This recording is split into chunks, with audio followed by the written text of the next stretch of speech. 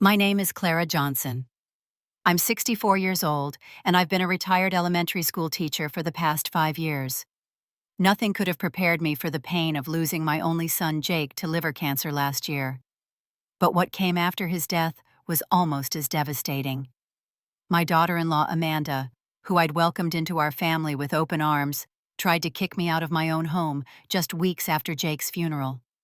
She gave me 7 days to pack up and leave the house I'd lived in for 40 years. But what she didn't know was that I had a surprise waiting for her. If you're watching this video, drop a comment letting me know where you're tuning in from, and hit that like and subscribe button to hear how I handled this heartbreaking betrayal. I've been a widow for most of my adult life. My husband Robert died in a construction accident when Jake was only 5 years old.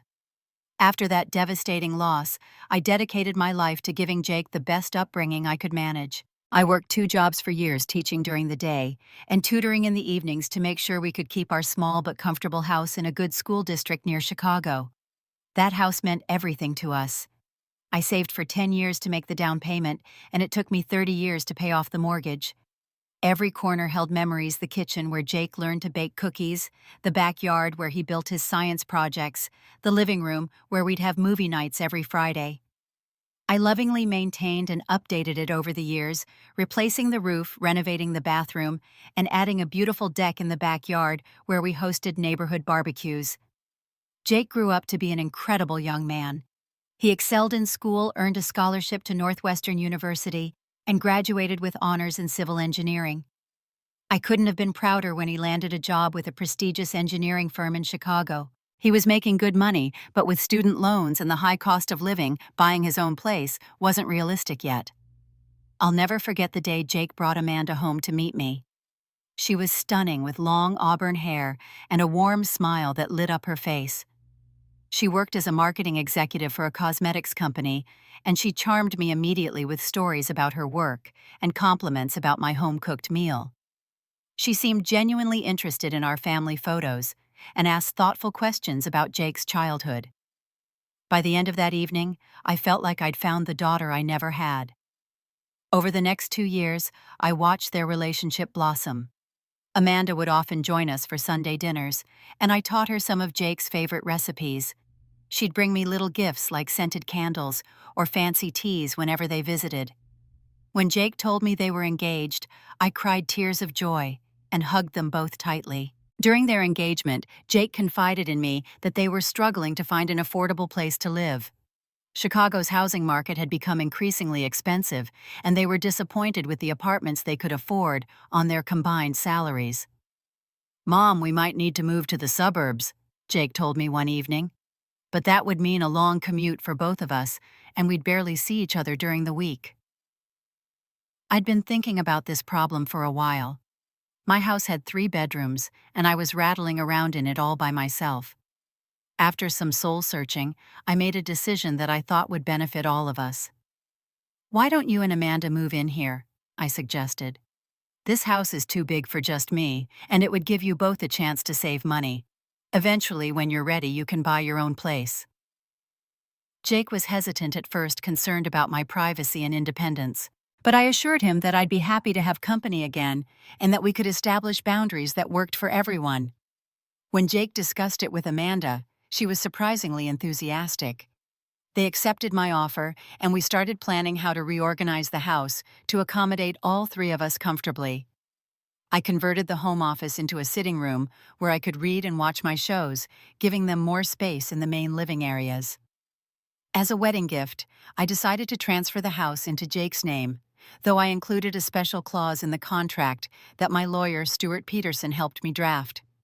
This clause stipulated that I would retain lifetime residency rights, and that in the event of Jake's death, the house would revert to me unless he had children. At the time, it seemed like a distant contingency plan that would never come into play. Their wedding was beautiful, held in the garden of a historic mansion with close friends and family in attendance. Amanda looked radiant in her white gown, and Jake couldn't take his eyes off her. As I watched them exchange vows, I felt a profound sense of peace, believing that my son had found his perfect match and that our future as a family was secure. After their honeymoon in Hawaii, they moved their belongings into the house, and our new chapter as a blended family began. I was optimistic that this arrangement would bring us closer together and create new happy memories in our beloved home. The first 3 years of our life together as a family were mostly harmonious. We established comfortable routines that balanced togetherness with privacy. Sunday dinners became a tradition with all of us taking turns cooking. Jake would grill steaks on the deck in summer, I'd make my famous pot roast in winter, and Amanda introduced us to exotic dishes she'd found on cooking blogs. Holidays were particularly special. For Christmas, we'd decorate the house together with Jake handling the outdoor lights, while Amanda and I trimmed the tree.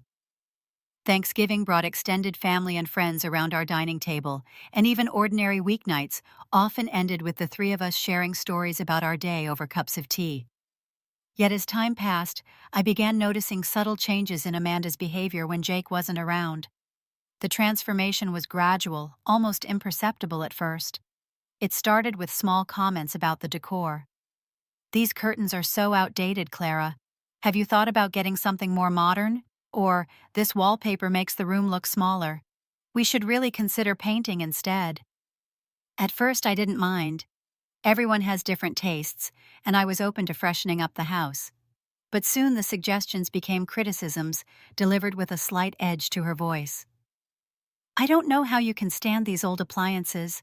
They're so inefficient. This furniture arrangement doesn't make any sense for flow." The real change began when Amanda started replacing things without consulting me. I came home one day to find my comfortable old armchair, where I'd rocked Jake as a baby, gone from the living room, replaced by a sleek, modern recliner. "Where's my chair?" I asked, trying to keep my voice steady. "Oh, that old thing," Amanda replied casually. "It was falling apart and didn't match our new aesthetic.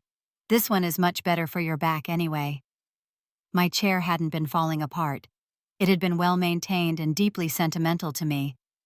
But I swallowed my hurt and tried to appreciate the new chair, which was admittedly comfortable, even if it lacked the memories of the old one. Similar incidents followed. My collection of porcelain figurines displayed on the living room shelf for decades disappeared into boxes in the attic. The floral wallpaper in the dining room was stripped and replaced with a minimalist gray paint while I was visiting my sister for a weekend. Family photos were rearranged to feature more pictures of Amanda's relatives. Through all of this, Jake seemed oblivious to the tension. He was working long hours on a major infrastructure project, often coming home tired and preoccupied. Whenever I tried to bring up Amanda's changes to the house, he would smile and say, "She's just trying to modernize things, Mom. Don't you think it looks nice?" And because I loved my son and wanted this arrangement to work, I began retreating to my sitting room more and more, creating a small sanctuary that Amanda hadn't yet redesigned. I started eating dinner in there on nights when Jake worked late, avoiding the increasingly critical comments from my daughter-in-law. The strain between us grew, but we maintained a polite facade. We were like actors in a play, performing the roles of loving mother-in-law and daughter-in-law, when Jake was watching, then dropping the pretense when he wasn't there. I made concessions to keep the peace. I stopped using the kitchen during Amanda's meal prep hours. I carefully wiped down the bathroom sink after each use to avoid her complaints about water spots. I even started asking permission to invite my friends over, as Amanda had once remarked that unexpected visitors disrupt our household energy. Despite these challenges, there was a bright spot on the horizon. About 3.5 years into their marriage, Jake and Amanda announced they were trying to have a baby. I was ecstatic at the prospect of becoming a grandmother. In my excitement, I began gathering ideas for the nursery, which would be in the smallest bedroom that was currently used for storage. "We could paint it a neutral yellow," I suggested one evening. "And I still have Jake's old crib in the attic. It's solid oak, they don't make them like that anymore." Amanda's response was cool. "We'll be buying all new furniture for the baby Clara. Modern cribs are much safer, and I'm thinking a gray and white theme would be more contemporary." I nodded and backed down, but privately continued dreaming about rocking my grandchild in the same chair where I had rocked Jake. I believed a baby would heal any rifts in our family, creating a bond that would transcend the petty tensions between Amanda and me. Little did I know that our family was about to face a challenge far greater than decor disagreements. The day Jake first complained about stomach pain remains seared in my memory. He'd been working hard, skipping meals and drinking too much coffee, so we all dismissed it as stress and poor eating habits. But when the pain persisted for 2 weeks, accompanied by unexplained weight loss, I insisted he see a doctor. "It's probably just an ulcer, Mom," he said, trying to reassure me, even as he winced from discomfort. The diagnosis came like a thunderbolt from a clear sky. Stage 4 liver cancer already spread to his lymph nodes. Jake was only 34 years old. How could this be happening?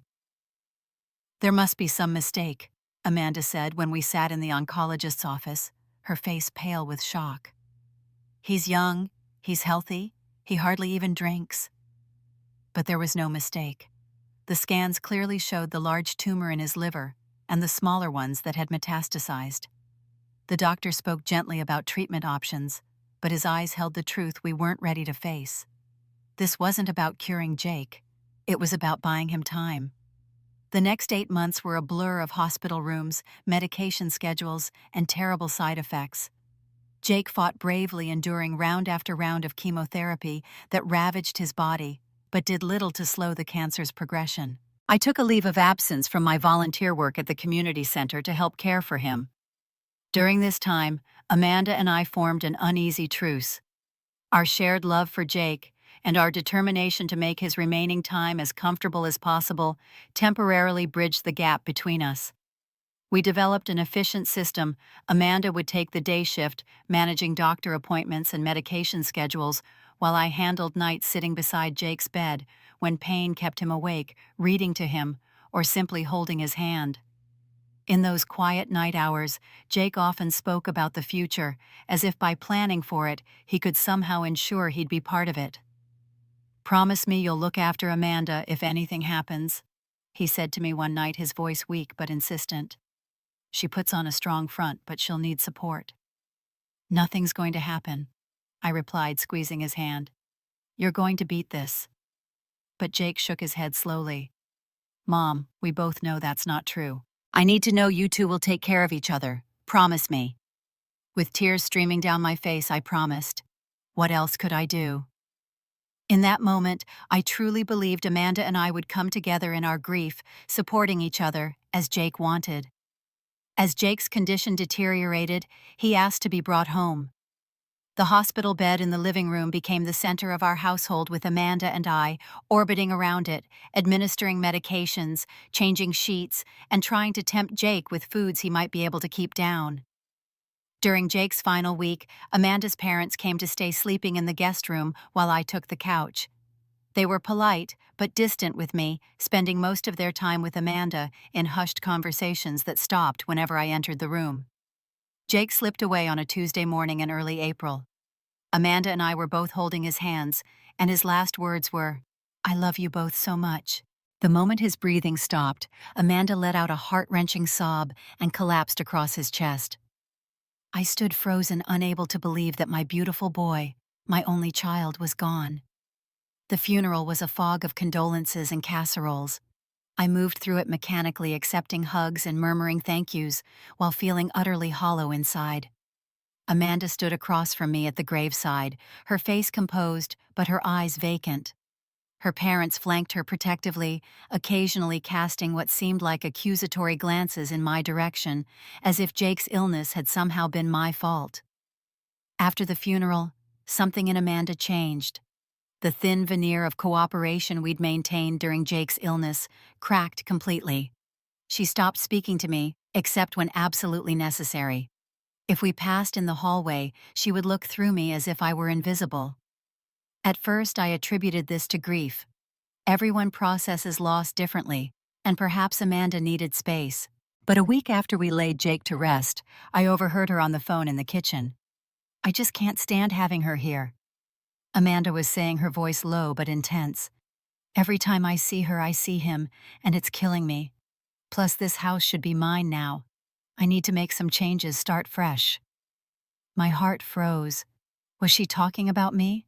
About removing me from my own home, I quietly backed away from the kitchen door, retreating to my room, where I sat on the edge of my bed, trembling. That evening, Amanda confronted me directly. She stood in the doorway of my sitting room, arms crossed over her chest. "Clara," she said, her voice flat, "we need to talk about arrangements moving forward." "Arrangements?" I asked, setting aside the photo album of Jake I'd been looking through. "Yes. I think it would be best if you found somewhere else to live. I need space to grieve, and having you here a constant reminder of Jake isn't healthy for me." I felt as if all the air had been sucked from the room. "This is my home, Amanda. I've lived here for 40 years. Her expression hardened. "Actually, it's my home now. Jake left everything to me, including this house. I'm his wife, his next of kin." "But we had an agreement," I stammered. "When I transferred the house to Jake, there were conditions." Amanda's laugh was cold. "Those verbal agreements don't mean anything legally.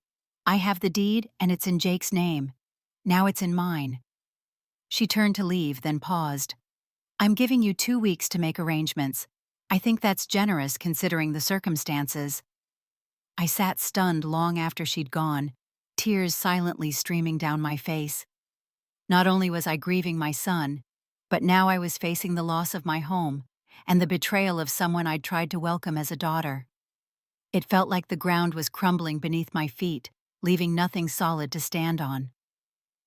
The next 2 weeks passed in a nightmarish blur. Amanda treated the house as if it were already solely hers, avoiding me whenever possible. When we did cross paths, she would give me pointed looks or make comments about how she was looking forward to finally having some peace and quiet. One afternoon, I returned from visiting Jake's grave to find a strange car in our driveway. Quietly entering through the side door, I heard Amanda's voice coming from the living room, accompanied by a man's voice I didn't recognize. "The house has good bones, but it needs updating throughout," the man was saying. "If you're planning to sell, I'd recommend renovating the kitchen and bathrooms at minimum." I froze in the hallway, my heart pounding. Amanda was already talking to real estate agents about selling my home. "I want to list it as soon as possible," Amanda replied. "My mother-in-law is moving out next week, and then we can stage it properly." "What kind of timeline are we looking at for getting it on the market?" I slipped back outside before they could discover me eavesdropping, then walked around the block several times trying to calm my racing thoughts. She wasn't just asking me to move out temporarily. She intended to sell the house entirely. That evening, I made a desperate attempt to reason with her. I knocked on her bedroom door, steeling myself for the confrontation. "Amanda, can we please talk about this situation?" I asked when she opened the door, her expression immediately hardening at the sight of me. "There's nothing to discuss, Clara. I've made my decision." "But this is my home too," I insisted. "Jake would never have wanted you to force me out." Her eyes flashed with anger. "Don't you dare tell me what Jake would have wanted. I was his wife. You're just his mother." The way she said "just his mother" cut through me like a knife, as if the woman who gave birth to him, raised him, loved him for 34 years was somehow less important than the woman who had been in his life for 5. "I know you're grieving," I said, trying to keep my voice steady. "We both are. But surely we can find a solution that works for both of us." "The solution is you moving out," Amanda replied firmly. "In fact, I've decided a week is plenty of time. You need to be gone by next Sunday." She closed the door in my face before I could respond, leaving me standing in the hallway, shaking with a mixture of grief, rage, and fear. That night, I couldn't sleep. Where would I go? My teacher's pension was modest, and housing in Chicago was expensive. I had some savings, but they were meant for emergencies and eventual assisted living, not starting over in my 60s.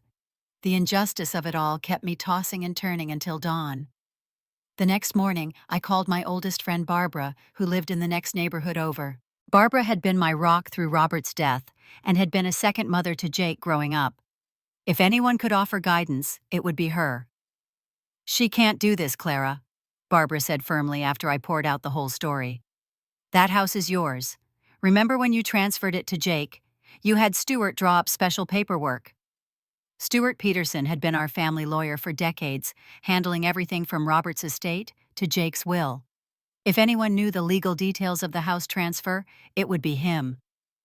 Amanda claims Jake left everything to her, I said. She says she has the deed. Call Stuart, Barbara urged. Don't confront Amanda again until you know where you stand legally. It was sound advice. I made an appointment to see Stuart the following day, careful to schedule it when I knew Amanda would be at work. I didn't want her to know I was seeking legal counsel.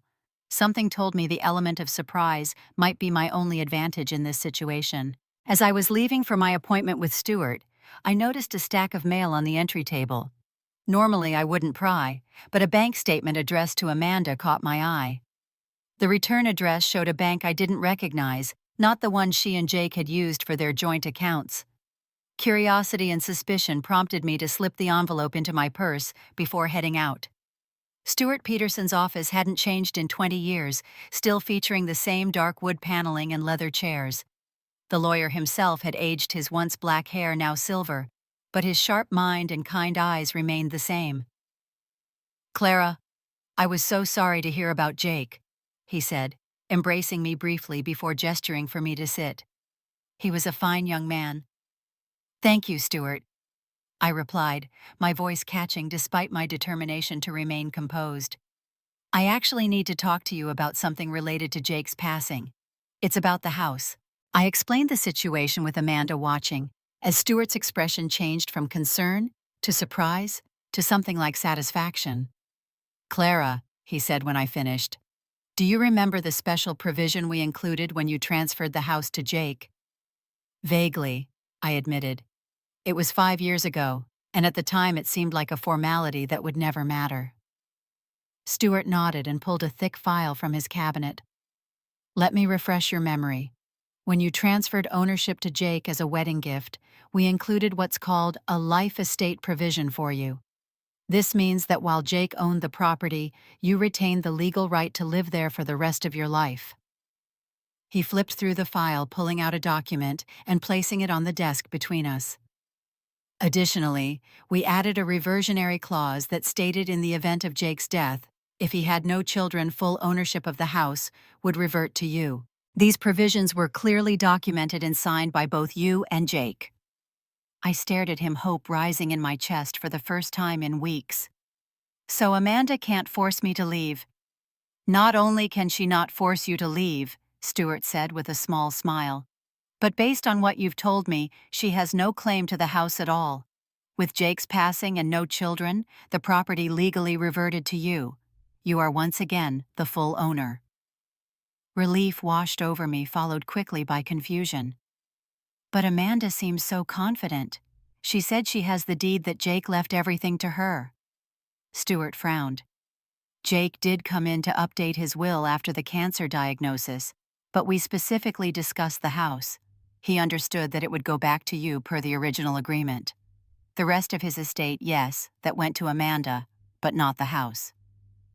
"Is it possible he made another will I don't know about?" I asked. "Highly unlikely. But to be thorough, let me give you copies of all the relevant documents. Do you have access to the original transfer papers at home? They should be with your important documents."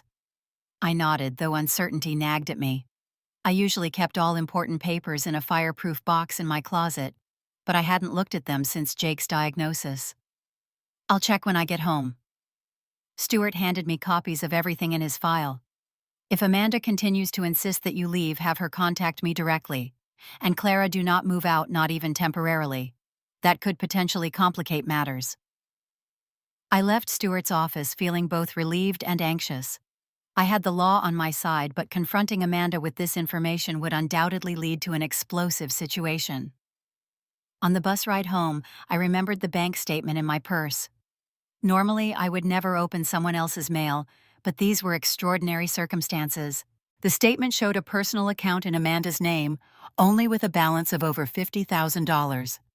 According to the transaction history, large deposits had been made monthly for the past year, including during Jake's illness. The source was listed as Direct Deposit RL Holdings. Jake and Amanda's joint account was with a different bank entirely. Where had this money come from?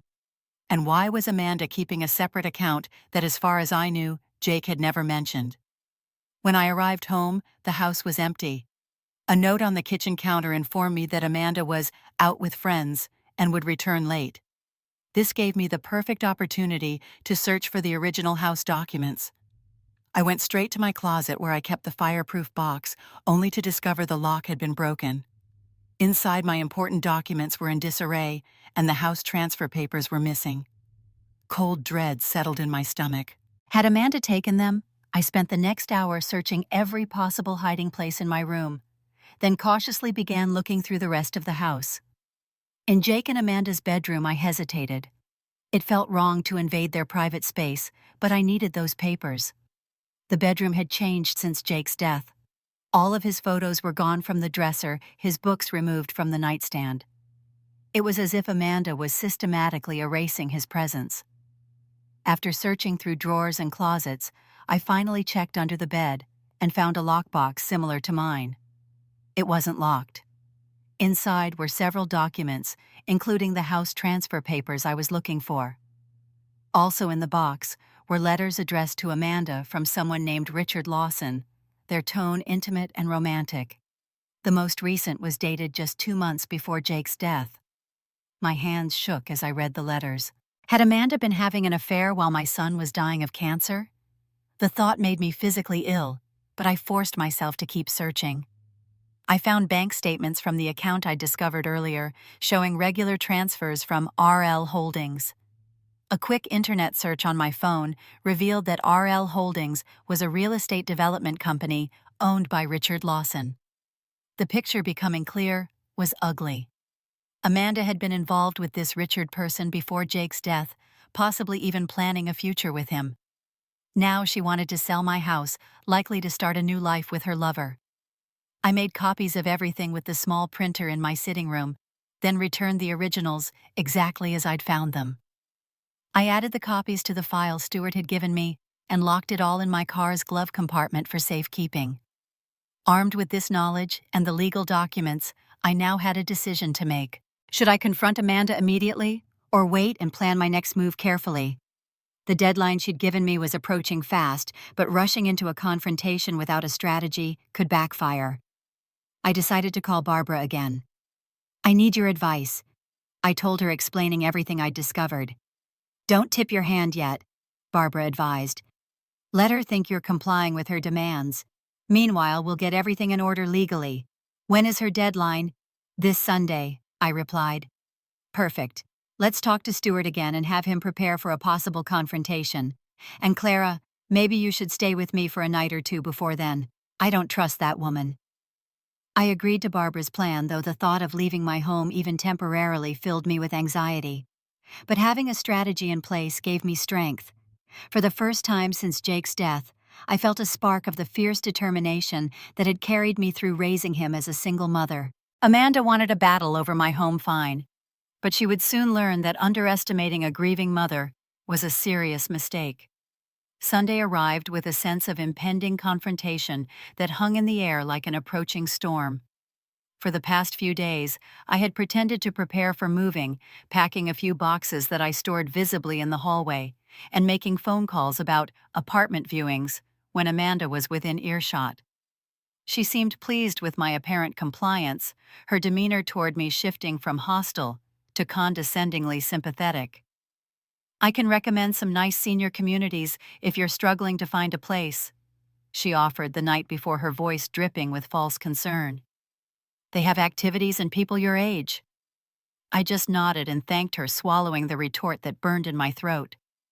At 64, I was neither infirm nor in need of scheduled bingo nights.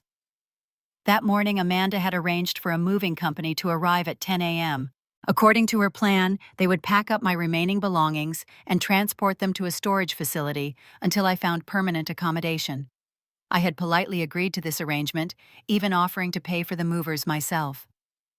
"That won't be necessary," Amanda had said with a tight smile. "Consider it a parting gift." At 9:45 a.m., Barbara arrived with Stuart Peterson, and to my surprise, 2 police officers. They waited in Barbara's car while I welcomed her inside.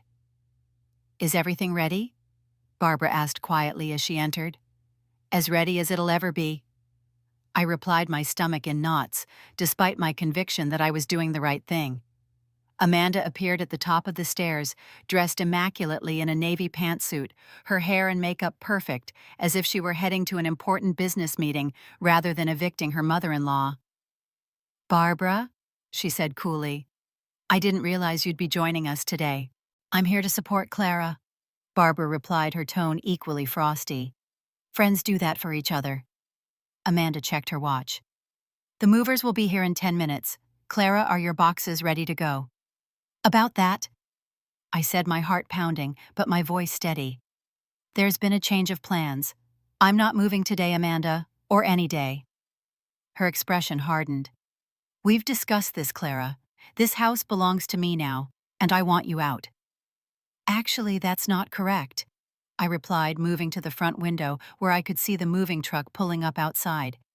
"This house legally belongs to me." Amanda's laugh was sharp, disbelieving. "Don't be ridiculous. Jake left everything to me. I have the deed." "You have a deed that transferred ownership to Jake, yes. But that transfer included special provisions that you seem to be unaware of, or perhaps choosing to ignore."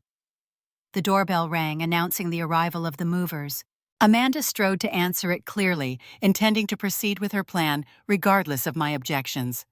I beat her to the door and opened it to reveal not just the moving crew, but also Stuart and the police officers who had been waiting in Barbara's car. "Good morning," Stuart said pleasantly. "Clara, are these the people who were going to remove your belongings without your consent?" The head mover looked confused. "We were hired by Mrs. Wells," he said, gesturing to Amanda, "to move Mrs. Johnson's things to storage." "I'm afraid there's been a misunderstanding," I said firmly. "I am Mrs. Johnson, this is my house, and I am not moving."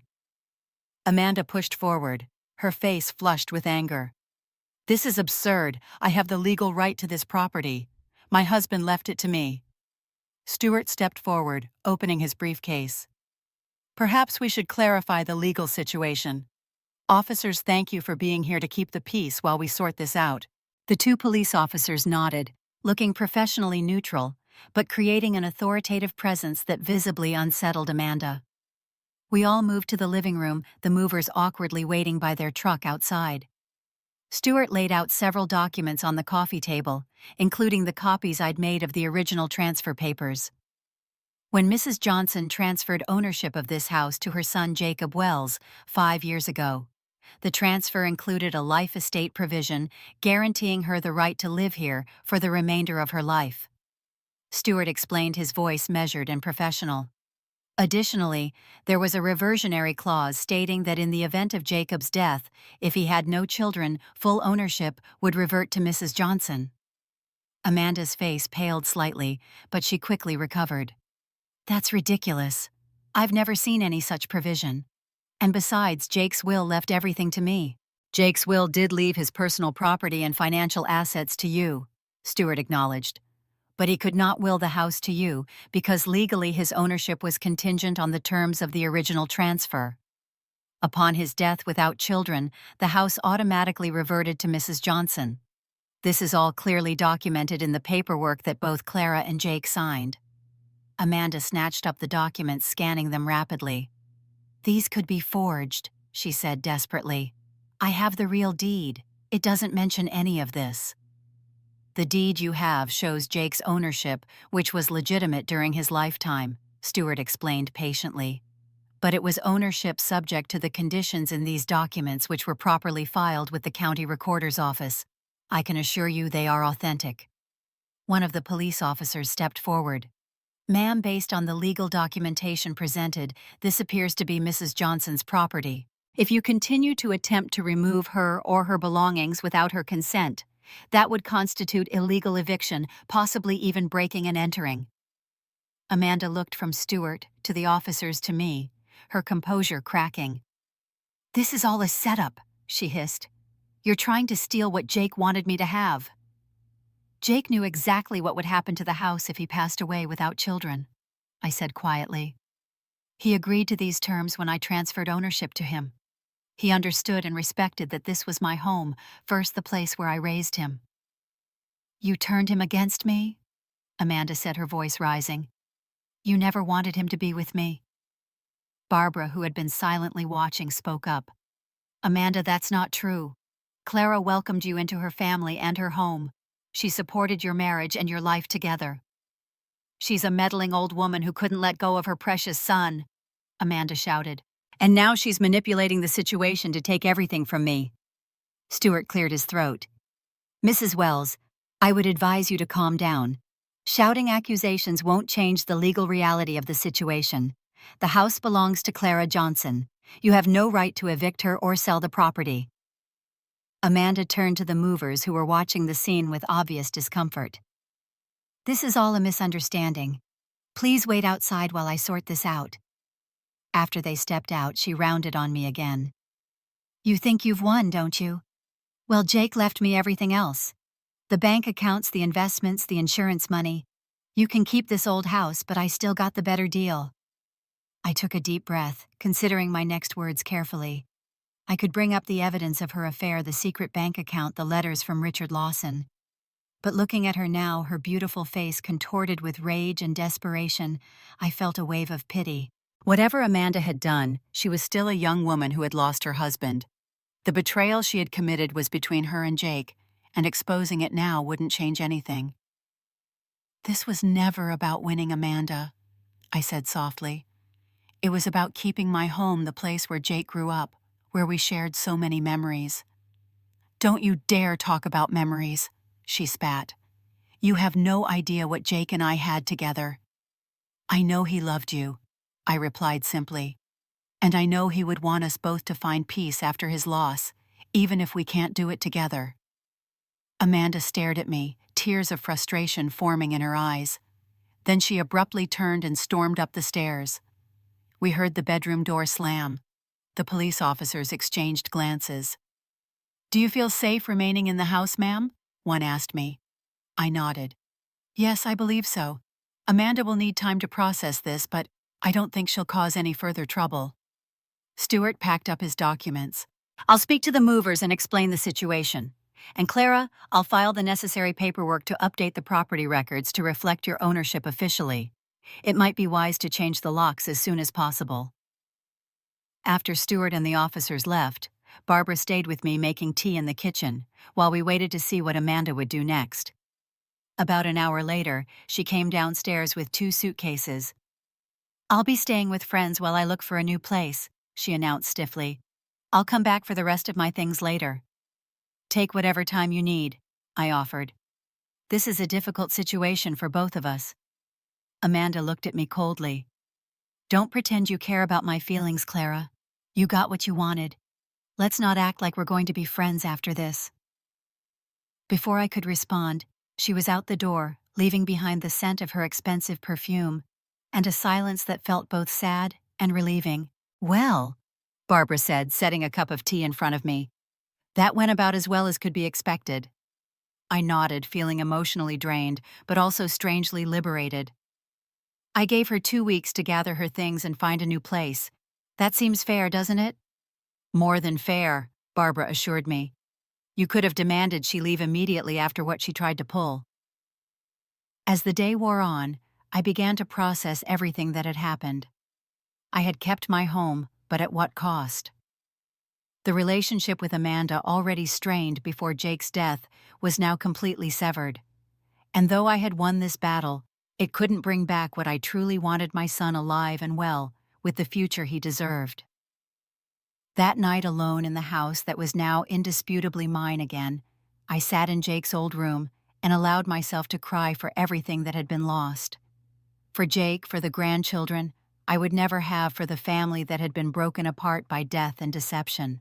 Tomorrow would be time for picking up the pieces and moving forward. But tonight was for grief, pure and unrestrained, washing through me like a cleansing flood. In the weeks that followed, Amanda returned several times to collect her belongings, always accompanied by friends who acted as both helpers and witnesses. Our interactions were minimal and coldly polite. I made myself scarce during these visits, usually spending time with Barbara, or running errands to avoid the awkwardness of watching Amanda dismantle her life with Jake. Each time she left with more boxes, the house felt both emptier and more mine again. I was shocked to discover how many of Jake's personal items had already disappeared. His collection of engineering books, the vintage baseball cards he'd collected since childhood, the watch I'd given him for his college graduation, all gone. Had Amanda sold them? Given them away? I would never know. And the loss of these tangible connections to my son added another layer of grief to process. One day, while cleaning out the garage, I found a box tucked behind some old paint cans. Inside were some of Jake's childhood mementos, school art projects, science fair ribbons, and a journal he'd kept during a summer camp when he was 12. Amanda had missed these treasures in her purge, and finding them felt like a gift from Jake himself. Gradually, I began reclaiming my home. I moved back into the master bedroom that had been mine before Jake and Amanda married. I repainted walls that Amanda had changed to colors I never liked. I brought my porcelain figurines down from the attic and arranged them on their old shelf. Each small act of restoration helped heal something inside me. Barbara and my other friends were invaluable during this time. They helped with painting and moving furniture, brought meals when I didn't feel like cooking, and most importantly, sat with me when the grief became overwhelming. My friend group expanded as I reconnected with former colleagues and neighbors who had drifted away during Jake's illness. 6 months after the confrontation with Amanda, I was grocery shopping at the local market when I spotted a familiar figure in the produce section. Amanda was examining avocados, a tall, sandy-haired man at her side. She looked different, her hair cut in a sleek bob, her clothing more expensively casual than I remembered. She was laughing at something the man said, looking carefree in a way she never had with Jake. I froze, unsure whether to approach or avoid her. Before I could decide, she looked up and saw me. Our eyes met across the display of vegetables. For a moment, neither of us moved. Then Amanda said something to her companion, touched his arm, and walked toward me. "Clara," she said, her voice neutral. "How are you?" "I'm managing," I replied honestly. "Day by day. And you?" "I'm good. I've moved to Evanston now. It's a fresh start." An awkward silence fell between us. I noticed she was wearing an expensive-looking engagement ring that hadn't been there before. "Is that Richard?" I asked quietly, nodding toward the man who was pretending not to watch us. Amanda's eyes widened slightly. "How did you know about Richard?" I considered lying, then decided against it. "I found the letters when I was looking for the house documents." Her cheeks flushed, but she didn't deny anything. "It's complicated, Clara. Richard and I knew each other before I met Jake. We reconnected after—" She trailed off. "After Jake got sick." I finished for her. She had the grace to look ashamed. "I never meant for any of this to happen. I did love Jake in my way." I didn't know what to say to that. How could I respond to this admission that she had betrayed my son while he was fighting for his life? No words seemed adequate. "I should go," Amanda said after another uncomfortable silence. "Take care of yourself, Clara." As she walked away, I felt no anger, only a profound sadness for what could have been. Amanda had moved on to a new life, seemingly without carrying the weight of Jake's loss the way I did. Perhaps that was her way of coping, or perhaps she had never loved him as deeply as she claimed. That evening I sat on my deck watching the sunset, thinking about how life takes unexpected turns. I had lost my son and nearly lost my home, but I had survived both losses. More than survived, I was beginning to rebuild. Inspired by my experience, I decided to join a grief support group for parents who had lost adult children. The first meeting was difficult, sharing my story with strangers. But by the end, I felt a connection with these people who understood my specific pain in a way others couldn't.